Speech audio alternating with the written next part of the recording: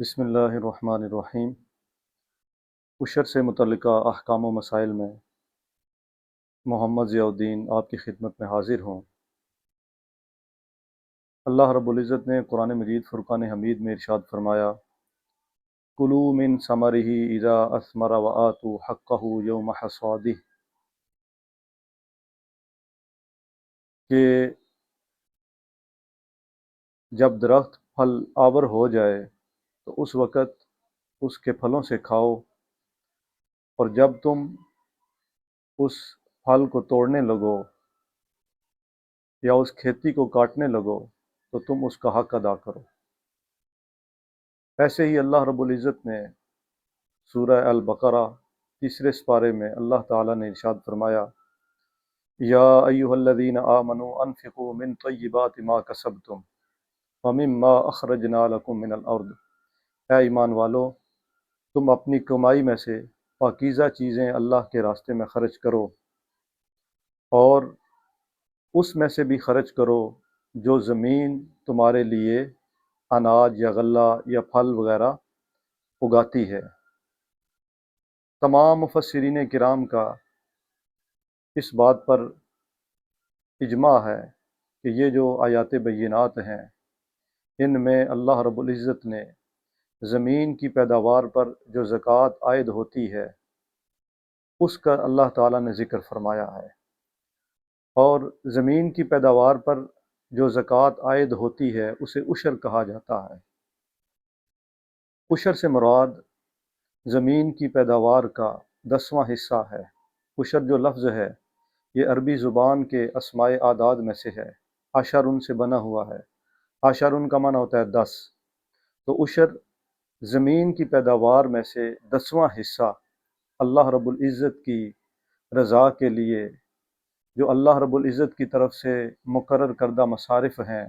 ان میں خرچ کرنا، یہ عشر کہلاتا ہے۔ نبی کریم رؤوف الرحیم صلی اللہ علیہ وآلہ وصحبہ وسلم نے ایک حدیث طیبہ میں ارشاد فرمایا کہ وہ باغات یا وہ کھیتیاں جو بارش سے سیراب ہوں ان کی پیداوار میں سے 10واں حصہ جو ہے یہ اللہ رب العزت کی رضا کے لیے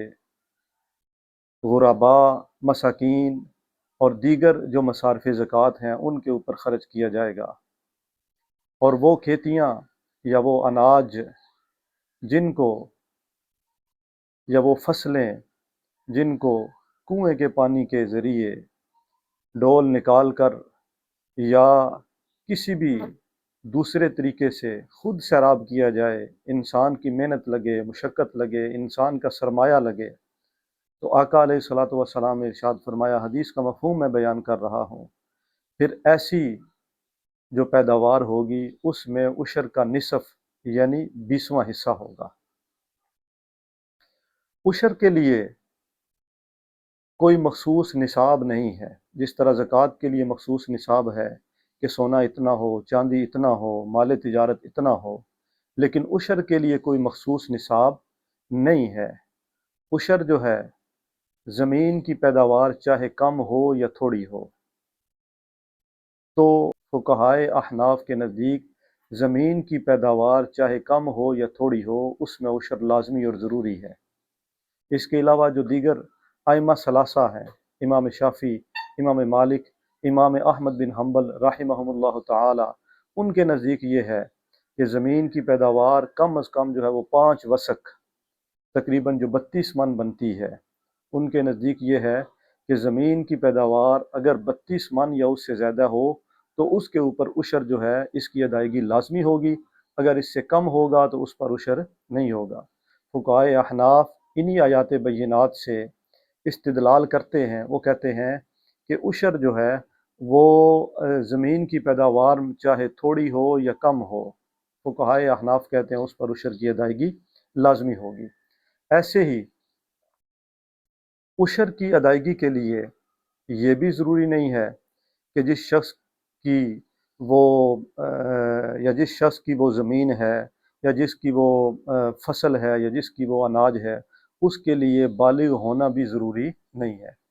اگر وہ زمین کسی نابالغ کی ہے اور اس پر جو ہے وہ فصل وغیرہ اگی ہوئی ہے تو اس میں سے بھی کیا ہوگا، عشر کی ادائیگی لازمی ہوگی۔ عشر جو ہے سال میں اگر ایک زمین سے 2 فصلیں اگائی جا رہی ہیں، 4 اگائی جا رہی ہیں، یا جو ہے وہ 6 اگائی جا رہی ہیں، سال میں ایک زمین سے جتنی بھی فصلیں حاصل کی جائیں گی، ہر فصل پر عشر کی ادائیگی جو ہوگی یہ لازمی اور ضروری ہوگی۔ ایسے ہی ایک جو بہت عام مسئلہ ہے وہ یہ ہے کہ لوگ اکثر پوچھتے ہیں کہ وہ زمینیں جن کو ہم جو ہے وہ کبھی جو ہے وہ بارش ہو جاتی ہے، کبھی ٹیوب ویل کے پانی سے ہم سیراب کرتے ہیں، تو ان میں پھر عشر کی ادائیگی کیسے کی جائے گی؟ اس اعتبار سے فقہا یہ کہتے ہیں اکثریت کا اعتبار کیا جائے گا۔ مثال کے طور پر اگر ایک فصل ہے اور اس فصل کی تیاری میں بالفرض 5 دفعہ یا 6 دفعہ پانی لگانے کی ضرورت تھی، اور ہوا یہ کہ قدرتی طور پر 3 دفعہ یا 4 دفعہ تو بارش ہو گئی، اور 1 دفعہ یا 2 دفعہ جو ہے وہاں پر خود سے پانی لگانے کی ضرورت پیش آئی، تو ایسی صورتحال میں فقہا یہ کہتے ہیں اکثریت کا اعتبار کیا جائے گا۔ اگر اکثریت یا اکثریتی جو ہے وہ صورتحال ایسی ہوئی کہ اس زمین کو بارش کے پانی نے ہی سیراب کیا اور اسی سے ہی وہ فصل تیار ہو گئی، بہت کم مقدار میں پانی لگانے کی ضرورت پیش آئی، تو ایسی صورتحال میں اس زمین پر عشر جو ہوگا یہ لازمی ہوگا، یعنی 10واں حصہ جو ہوگا وہ ادا کیا جائے گا۔ اور اگر جو ہے وہ فصل ایسی تھی کہ مثال کے طور پر ایک فصل تھی اور اس کی تیاری میں جو ہے وہ 6 دفعہ پانی لگانے کی ضرورت تھی، 4 دفعہ تو پانی خود سے لگایا گیا اور 2 دفعہ یا 1 دفعہ جو ہے وہ بارش جو ہے اس موقع پر ہو گئی، پانی لگانے کی خود سے ضرورت پیش نہ آئی، تو فقہا کہتے ہیں چونکہ یہ فصل اکثریتی اعتبار سے خود سے پانی لگا کر تیار ہوئی ہے، لہذا اس فصل سے جو بھی اناج، غلہ یا پھل وغیرہ جو بھی حاصل ہوگا، فقہا کہتے ہیں کہ اس پر عشر کا نصف حصہ جو ہے یعنی 20واں حصہ جو ہوگا یہ ادا کرنا لازمی اور ضروری ہوگا۔ پھر ایسے ہی لوگ عشر سے متعلقہ ایک مسئلہ یہ بھی پوچھتے ہیں کہ زمین اگر ٹھیکے پر دی ہوئی ہے تو کیا جو زمین کا مالک ہے، ظاہر ہے اس ٹھیکے میں سے اسے بھی اگر کچھ فصل آ رہی ہے تو کیا عشر کی ادائیگی اس نے کرنی ہے یا کاشتکار نے کرنی ہے جس نے ٹھیکے پر زمین لی ہوئی ہے؟ تو فقہائے کرام اس حوالے سے فقہا یہ ارشاد فرماتے ہیں کہ اگر زمین سے حاصل شدہ جو بھی پیداوار ہے، اگر اس کا اکثریتی حصہ مالک کے پاس جا رہا ہے تو مالک پر عشر کی ادائیگی لازمی ہوگی، اور اگر زمین کی پیداوار پر اکثریتی حصہ جو ہے وہ کاشتکار کے پاس جا رہا ہے تو پھر کاشتکار پر عشر کی ادائیگی لازمی ہوگی۔ ہمارے ہاں عمومی طور پر جو زمین کی پیداوار ہوتی ہے اس میں سے اکثر حصہ جو ہوتا ہے وہ کاشتکار کے پاس ہوتا ہے، مالک جو ہوتا ہے اس کو بہت تھوڑی مقدار میں جو زمین کا ٹھیکہ ہوتا ہے وہ دیا جاتا ہے، تو اس صورتحال میں کاشتکار پر جو ہے وہ عشر کی ادائیگی لازمی ہوگی۔ دوسری صورت یہ ہے کہ اگر زمین پر جو فصل لگائی گئی یا پھر ایسے ہے کہ زمین پر جو ہے جو بھی جو باغ یا پھل وغیرہ جو بھی تیار کیا جا رہا ہے، تو اس کی ایک صورت یہ بنتی ہے کہ جو حاصل شدہ پیداوار تھی وہ مزارع نے اور مالک نے دونوں نے آپس میں آدھی آدھی تقسیم کر لی ہے۔ اگر دونوں نے آپس میں آدھی آدھی تقسیم کر لی ہے اور ان کا معاہدہ بھی یہ ہوا تھا، تو اس صورت میں دونوں پر جو ہے وہ عشر کی ادائیگی اپنے اپنے حصے کے اعتبار سے لازمی اور ضروری ہوگی۔ ایسے ہی عشر سے متعلقہ ایک اہم مسئلہ یہ بھی ہے کہ بعض اوقات یہ ہوتا ہے، مثال کے طور پر ہم کوئی فصل تیار کرتے ہیں، مثلا گندم ہی ہے یا باجرہ ہی ہے یا کوئی بھی ہے، وہ فصل ابھی تھوڑی سی بڑی ہوتی ہے، صحیح طرح مکمل تیار نہیں ہوتی، تو کسان کیا کرتے ہیں اس کو بیچ دیتے ہیں۔ مثلا ہمارے ہاں یہ رواج ہے کہ جب فصل گندم کی لگائی جاتی ہے یا باجرے کی لگائی جاتی ہے تو بعض لوگ جو ہے وہ فصل تیار ہونے سے پہلے ہی جانوروں کے چارے کے طور پر اس فصل کو بیچ دیتے ہیں، وہ فصل ابھی تیار نہیں ہوتی۔ تو ایسی جو فصل ہوگی یا ایسا جو کھیت ہوگا چونکہ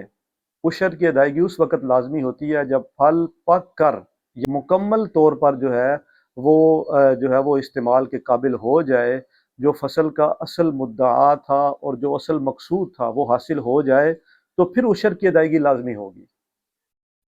اور پھر اس میں یہ بھی میں عرض کر دوں کہ اگر جو ہے فصل مکمل تیار ہو چکی ہے، لیکن تیار ہونے کے بعد خدا نخواستہ کوئی آفت آ گئی، کوئی مصیبت آ گئی، مثال کے طور پر گندم ہے، گندم کی فصل تیار ہے، تیار ہونے کے بعد خدا نخواستہ اکثر یہ دیکھا جاتا ہے کہیں پہ کوئی آگ کی چنگاری جو ہے وہ سلگا دی جاتی ہے، اور پھر آگ جو ہے وہ گندم کی ساری فصل کو جلا دیتی ہے۔ اب کسان کو جو ہے وہ اس فصل سے کوئی اناج اور کوئی غلہ حاصل نہیں ہوا۔ جب کسان کو اس فصل سے اناج اور غلہ حاصل نہیں ہوا تو پھر ایسی فصل پر عشر یا پھر جو ہے وہ عشر کا نصف حصہ، یعنی اگر خود سے پانی لگایا ہے تو یہ ادا کرنا یہ ضروری نہیں ہوگا۔ پھر ایسے ہی ایک مسئلہ یہ بھی ہے جو ابھی میں نے ذکر کیا کہ اگر زمین ایسی ہو جس کو بارش کے پانی سے سیراب کیا جائے یا جو ہے وہ کنویں کے پانی سے سیراب کیا جائے، بارش کے پانی سے سیراب ہوئی ہے تو پھر اس میں سے عشر ہوگا، اگر کنویں کے پانی سے ہم خود سے سیراب کر رہے ہیں تو پھر نصف عشر ہوگا، اور اگر جو ہے وہ دونوں ہم نے جو ہے وہ فصل جو ہے دونوں سے سیراب ہوئی ہے تو جس میں سے اکثریتی اعتبار سے ہوگا اس کا حساب ہوگا۔ اور پھر اگر بالفرض فقہا نے احتیاط کے طور پر ایک مسئلہ یہ بھی ذکر فرمایا ہے کہ اگر ایک فصل جو ہے بالفرض اس نے تیار ہونا تھا مکمل طور پر، جب اس کو 6 پانی لگانے کی ضرورت تھی اور اس کو 3 صرف پانی لگے اور 3 مواقع پر مناسب جو مواقع تھے اس کے وہاں پہ بارش ہو گئی ہے، تو فقہا کہتے ہیں ایسی صورتحال میں اب اکثریتی کا اعتبار تو ختم ہو گیا، برابر برابر دونوں جو ہے وہ صورتیں آ گئی ہیں، تو پھر ایسی صورت میں کسان کو یہ چاہیے، زمین کا جو بھی کاشتکار ہے اسے چاہیے کہ حاصل شدہ پیداوار کو 2 حصوں میں تقسیم کر دے، ایک حصے میں سے وہ عشر ادا کر دے اور دوسرے حصے میں سے عشر کا نصف حصہ یعنی 20واں حصہ ادا کر دے۔ اللہ تعالی ہم سب کو یہ مسائل سمجھنے اور ان پر عمل کرنے کی توفیق عطا فرمائے۔